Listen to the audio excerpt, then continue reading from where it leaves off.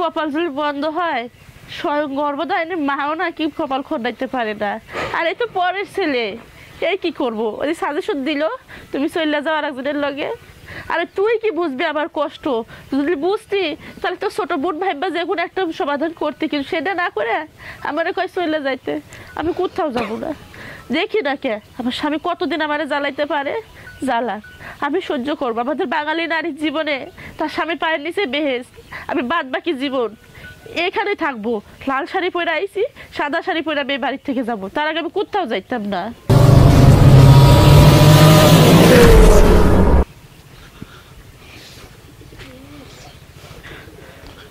কি হয়েছে? কাঁদোকে কারণ কি? ও ভাই আইছেন, বসেন। ভাই আপনার আর কি কমু, আপনি তো হন আমার ভাসুর, মানে বড় ভাই সমতুল্য। সমস্যা নাই, আমার তো বাসা তো আর আপন বাসুর না। বলো আমার কাছে ভাই কামতেছ কারণ কি? মারা ধর করছে নাকি? ভাই আজকে কতটা দিন ওর সাথে আমার বিয়ে হয়েছে না? প্রায় তো অনেক দিন, প্রায় 2 বছর হয়ে গেল। আমি মেয়ে মানুষ, আমার কি মনে চায় না যে আমি একটু স্বামীর সোহাগ পাই, একটু ভালোবাসা পাই, আমার স্বামী আমারে ভালোবাসা কাছে নেক, আদর করুক। না আমি কোনো দোষ করছি ওরা বিয়ে কইরা? তা ঠিক আছে, কিন্তু এখন 2 বছরে কি এখন আমি তো বড় ভাই বাসুর হই। ভাই আপনি তো বড় ভাই সমতুল্য, আপনারা কইতেও পারি না, আবার সহ্য করতেও পারি না। কাউরে তো আমার কইতে হইবই। হ্যাঁ হ্যাঁ, আজকে 2টা বছর ওর লাগে আমার বিয়ে হয়েছে। আমি তো একটা মেয়ে মানুষ, আমার তো মনে চায় যে আমার স্বামী আমার আদর করুক, ভালোবাসুক। ওই খালি সারাক্ষণ নিশা লয়ে পড়ে থাকে। আর বাড়িতে এসে মায়ের ধর অশান্তি, 2 দিন পর পর এরকম অশান্তি।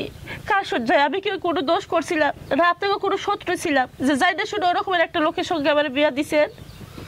আমি তো আর এটা জানি না। বললে যেহেতু 2 বছর সংসার করতে চাও, যেতে আমি স্বামীর যেতে সোহাগ ভালোবাসাই না পাও, এটা একটা কথা। বাপ মা তো বিয়েই দেয় আছে স্বামী, আজকে কোনো কথাই নেই, শুধু আমি বলছি যে আমি কি তোমার জোর করে বিয়ে করছি?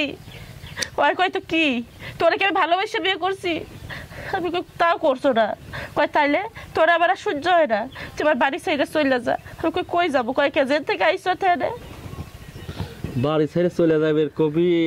আচ্ছা আমি বিষয়টা আমি দেখবো না, কিন্তু কিভাবে বলবো আমি? ছোট ভাই হয়, এইগুলো তো বলতেও আমার কাছে বাধা আসবে। আচ্ছা দেখি আমি ওকে ঠিক করা যায় কি না যায়। আমি আপনার হাত ধরে অনুরোধ করে কইতাছি, আপনি একটু ওরা বোঝান, কারণ আমি ওরা ভালোবাসি, অনেক বেশি ভালোবাসি। ওরা সাইড আমি কোথাও যাইতাম না। ও আমার যত অত্যাচার করুক আমি কোথাও যাইতাম না।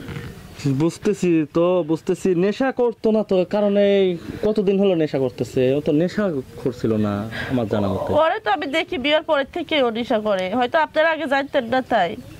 ও মানে তুমি আসার পর থেকেই দেখতেছো যে ও নেশাখোর? আচ্ছা ঠিক আছে, আমি বলবো না কি করব তাছাড়া। আচ্ছা ঠিক আছে ভাই, আপনি ওরে যান। যদি আবার আয়া দেখে যাবে আপনার লগে কথা কইতাছি তো তাইলে আবার পিঠে তাল ফেলাইব। আপনি যান, আপনি না সমস্যা না। উনি এখন কিরাম নিয়ে ব্যস্ত আছে মনে হয় বাজারে, ও আসবে না। আমি দেখে আসলাম তো, এসেই তো আসলাম। এটা কাজ করো, তার চাই কি কাম আছে? যেতে ডিস্টার্ব হয় তুমি যে কোনো অন্য জায়গায় একটা ছেলে এখনো যেহেতু চেহারা সুন্দর আছে, সবকিছু আছে, তুমি ভেগে যাও, চলে যাও। ভাই এটা আপনি কি কইলেন আমারে? আমি তো আপনার বড় ভাই ভাইবা কইছি, আমি আপনার কাছে এটা আশা করি নাই ভাই। তো আপনি যেটা কইছেন ভালোই কইছেন। আসলে কি কামারের দোকানে আয়না বিক্রি করে তো লাভ নেই। আপনারা আসতে পারেন, আমার স্বামী যেমনই কেন না আছে, ও আমার লাগে আরো অন্যায় অত্যাচার করুক, আমি মাইনা নেবো। আপনি জানো না আইতে পারেন। তোমাকে কিন্তু আমি ভালো কথাই বললাম, তুমি বুঝতেছো না। ঠিক আছে হ্যাঁ, আপনি যে কত ভালো আমারে কইলেন। জানতো আমি ছোট, আমি চাই না যে আমি আপনার অপমান করি। আর অপমান করানোর আগে আপনি ওখান থেকে যান। এই একটা কথা হলো না, কিন্তু আমি আপনাকে চাচ্ছি না যে আপনাকে ছোট করি, ঠিক আছে? কিন্তু আপনি এখন আসতে পারেন। আচ্ছা ঠিক আছে, আমি আর তোমাদের কথা শুনতে আসছি না। তাহলে এইগুলো বলার দরকার ছিল না। বাসুরিকা এগুলো বলে না মানুষ, আমি জানি তুমি কোন ধরনের মেয়ে। আমি তোমাকে ভালো কথা বলতেছি, তুমি তো আমার কথা এরকম করলে শিক্ষা দেবে লাগলে পরে বাপের বাড়ি যায় 2 মাস হোক আর 1 মাস হোক থেকে আসো। আমি বললাম আপনি এখন আসতে পারেন এখান থেকে, আমি আপনার কোনো জ্ঞান নিতে চাচ্ছি না।